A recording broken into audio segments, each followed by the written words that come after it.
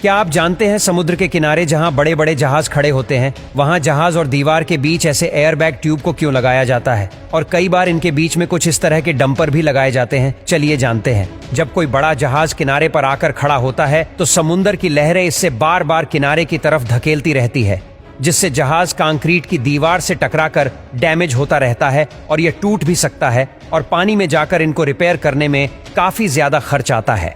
इसीलिए जब कोई बड़ा जहाज किनारे पर आता है तब जहाज और दीवार के बीच बड़े बड़े एयर बैग ट्यूब रखे जाते हैं और जहाज में लगे डंपर खुद ही स्प्रिंग की तरह दब जाते हैं। इस तरह जहाज को कोई नुकसान नहीं पहुंचने देता।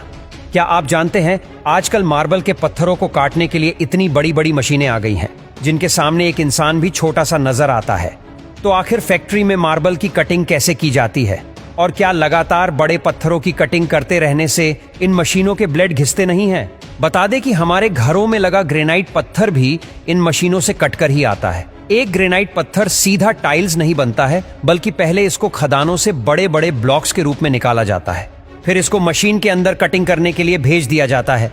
इस मशीन में एक के ऊपर एक कई सारे ब्लेड लगे होते हैं जिससे कि मार्बल की पतली पतली लेयर कटकर तैयार हो जाए और कटिंग करते समय ब्लेड के ऊपर लगातार पानी गिरता रहता है जिससे कि यह ब्लेड ज्यादा गर्म ना हो और खराब ना हो जाए और बाद में कटे हुए मार्बल को पॉलिश कर दिया जाता है।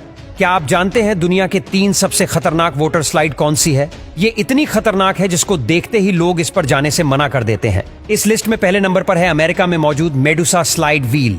यह एक पहिए की तरह गोल गोल घूमती रहती है, इसीलिए इसका नाम ऐसा रखा गया है। इस स्लाइड के अंदर आप घुसते हैं तो आप कभी भी सीधे नहीं फिसलेंगे बल्कि आगे पीछे झूलते रहेंगे।